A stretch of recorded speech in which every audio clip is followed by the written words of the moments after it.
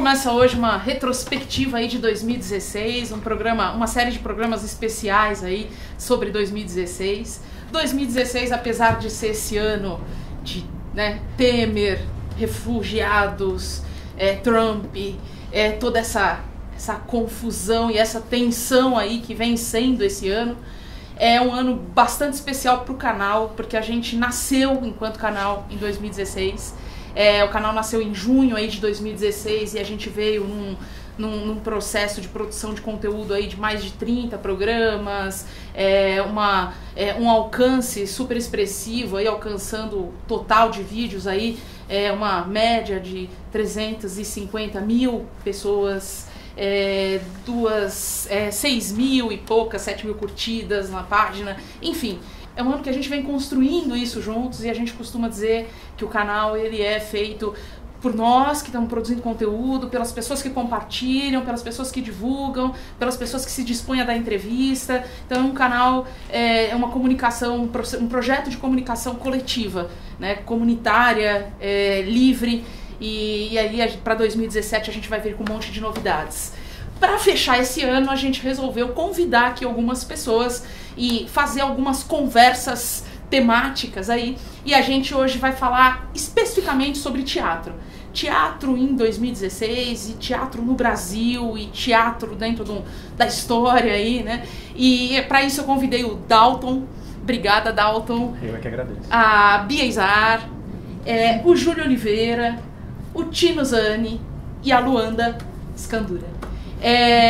Esse papo aqui não podia começar melhor, né? Então, assim, pra lançar uma coisa fácil pra gente pegar aí no tranco, queria perguntar pra vocês o seguinte: existe uma peça que marcou, assim, a vida de vocês, independente de ter sido em 2016 ou ter sido na vida?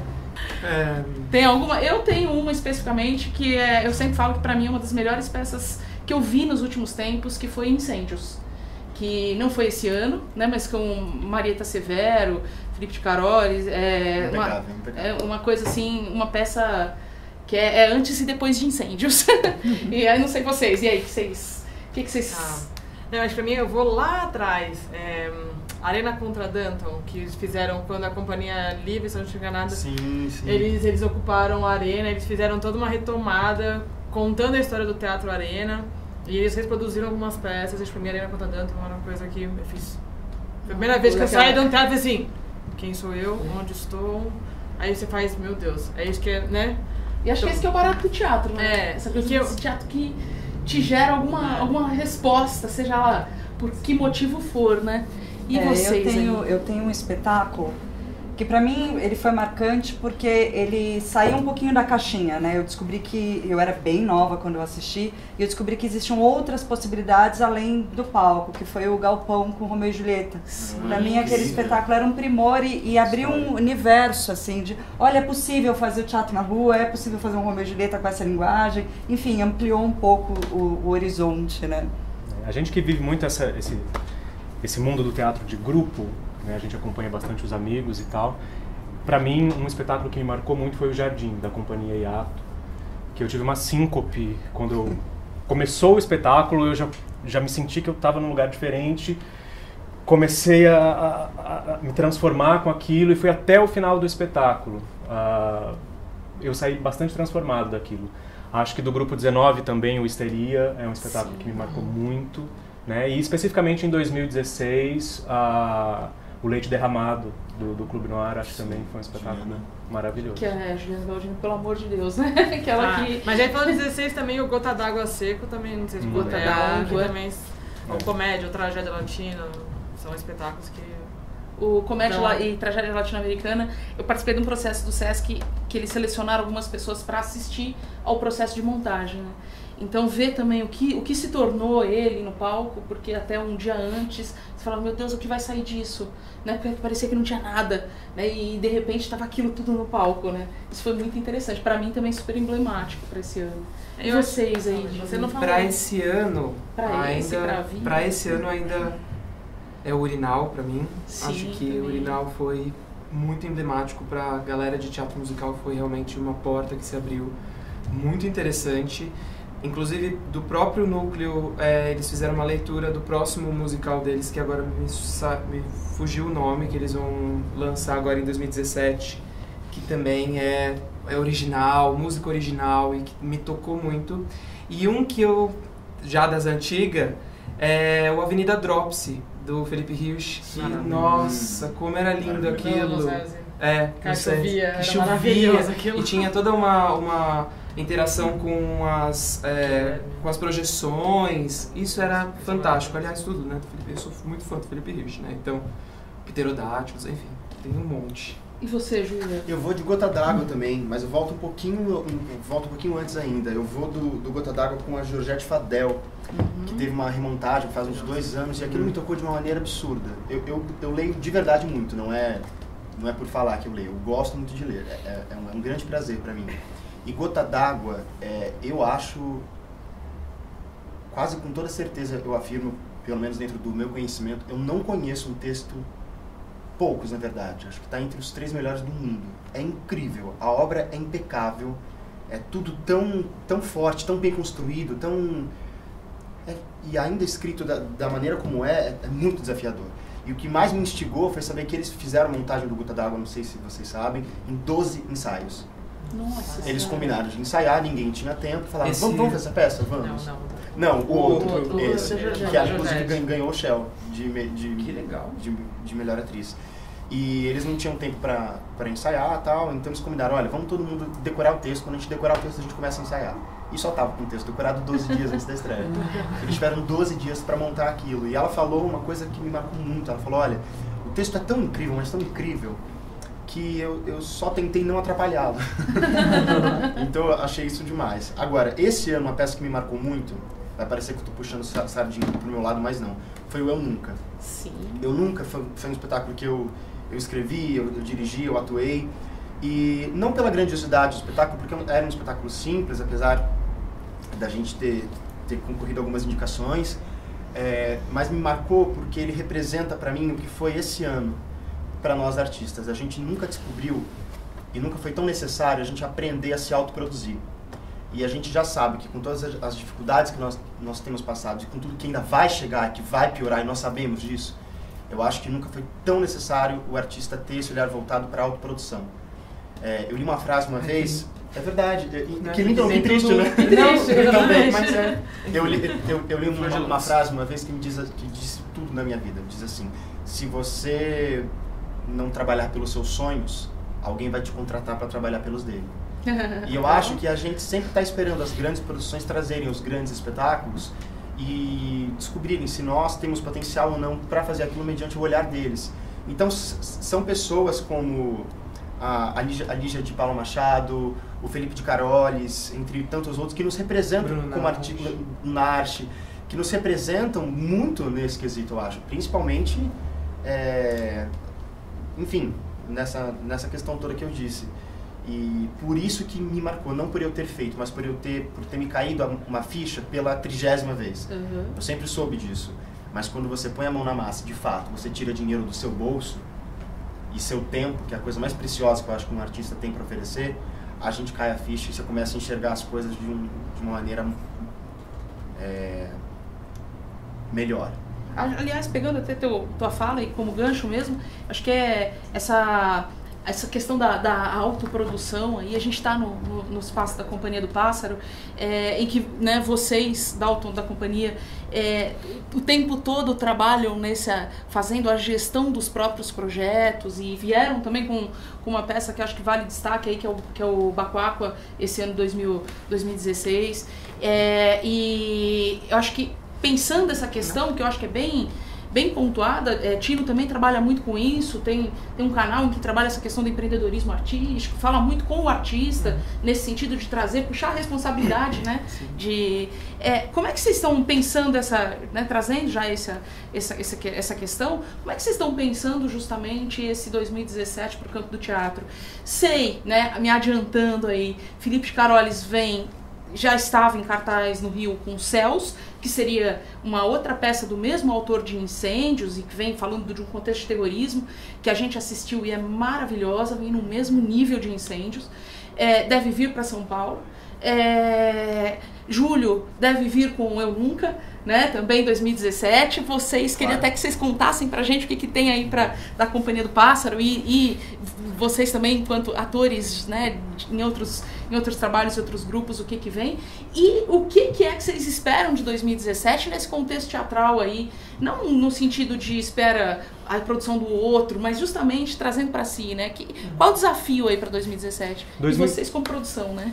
2016 foi marcante também nesse sentido, como o Júlio estava falando, porque pra gente foi, depois de anos bancando e trabalhando sozinho, se autoproduzindo, foi a primeira vez que a gente conseguiu uma lei de incentivo, né, para a produção do Bacoacqua.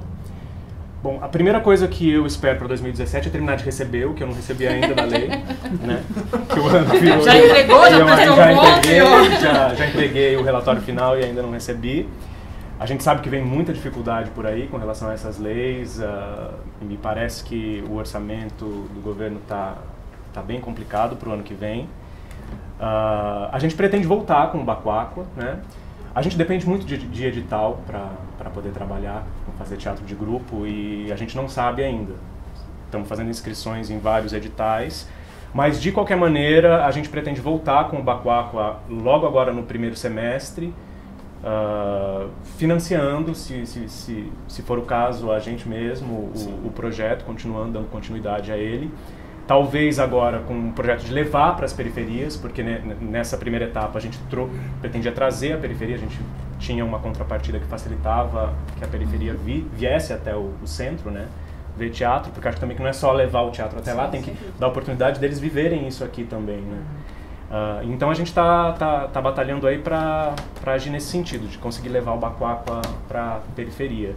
Tem os outros projetos das outras companhias que a gente faz parte, mas a gente ainda não tem nada muito definido, porque tem a Escola de Arte Dramática lá na USP também, que a gente tá o tempo inteiro lá correndo com tudo.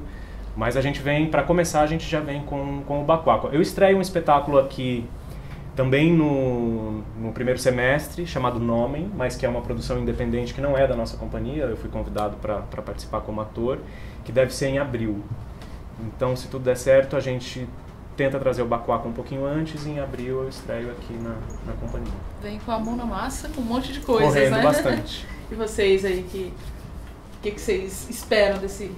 Olha, eu continuo no meu projeto de como empoderar o artista com bases de empreendedorismo, porque a gente está precisando, eu tenho uma linha de pensamento de que a gente está entrando numa nova revolução, né, que é a revolução digital. E como que nós artistas nos inserimos nesse contexto.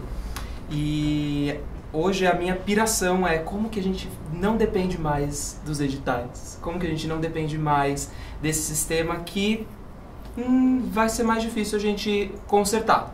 Que é uma expressão única, né? E que ainda é a via mais usada, mas que eu entendi que nós artistas ainda não estamos utilizando bem as ferramentas que já estão disponíveis ao nosso alcance. As ferramentas, as novas tecnologias, as novas formas de interação. Então eu espero que a partir desse 2017 a gente consiga começar a aprender melhor, a mexer nessas novas ferramentas, para que a gente consiga difundir mais o nosso campo, o nosso conteúdo, e que a gente consiga formar público e a gente inverter essa lógica de precisamos do dinheiro do patrocínio para produzir. A gente inverter mesmo, as pessoas, a gente formar o público para que esse público seja o que de fato sustenta. E aí a gente começa a desmamar dessa situação que hoje é inevitável, mas que a gente vai conseguir mudar. Essa é a minha... Só pra fazer um pensamento, sei que nós estamos aqui super... Mas assim, é muito engraçado, escutando, como que é um ciclo. Porque se você for pensar lá atrás, quando a gente não tinha, ou era tão difundida essa questão de lei, existiam grupos de teatro que se fomentavam, Sim. que estavam ali trabalhando. Aí vem todo o processo do governo, de leis, de editais, e a gente começa a entender e começam a surgir novos artistas só para isso, ou produções para isso.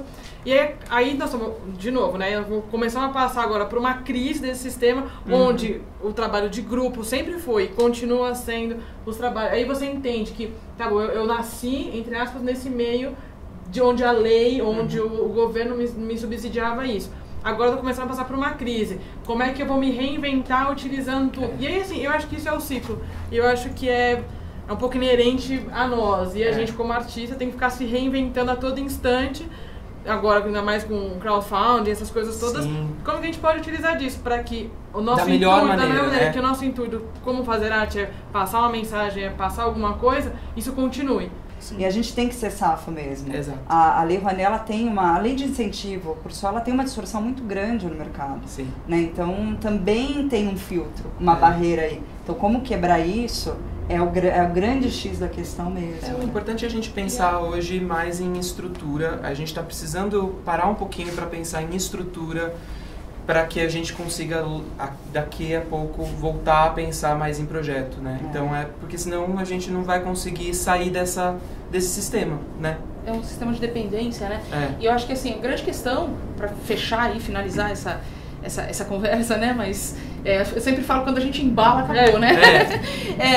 Mas acho que a grande questão é a gente também tomar muito cuidado, porque eu acho que quando a gente pensa Rouanet, eu gosto muito de uma fala que uma vez eu ouvi ele era secretário de fomento lá no Ministério da Cultura na época, do Enilton Menezes, que ele diz assim, o problema não é a lei, o problema é o que a gente faz com ela.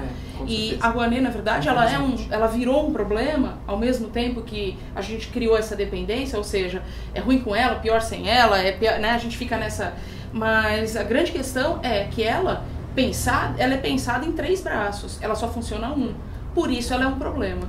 Porque ela só funciona no financiamento privado, né, que é o mecenato. Mas ela teria lá um braço do FICART, que seria para as grandes produções que podem se subsidiar, né, e ela seria um empréstimo a juros baixos, isso nunca chegou a funcionar. E ela teria o outro braço, que é o do Fundo Nacional de Cultura, que seria para os projetos de cultura no campo social. Seria um PROAC edital, né? E que seria fundo perdido aí. É importante lembrar também que a Lei Rouanet não é a única. É o caminho. A Lei Rouanet é a que a gente menos usa, na verdade. Os grupos menos que na realidade ela ficou para meia dúzia, né? Pros pequenos. Pra quem tá ali dia a dia, meia dúzia de produções. Gente, queria agradecer muitíssimo essa conversa. Estouramos aí, eu tenho mais doido. Muito obrigada pela presença. Que gostoso. E semana que vem, a retrospectiva é sobre cinema. Se você gostou, curta, compartilhe, já sabe.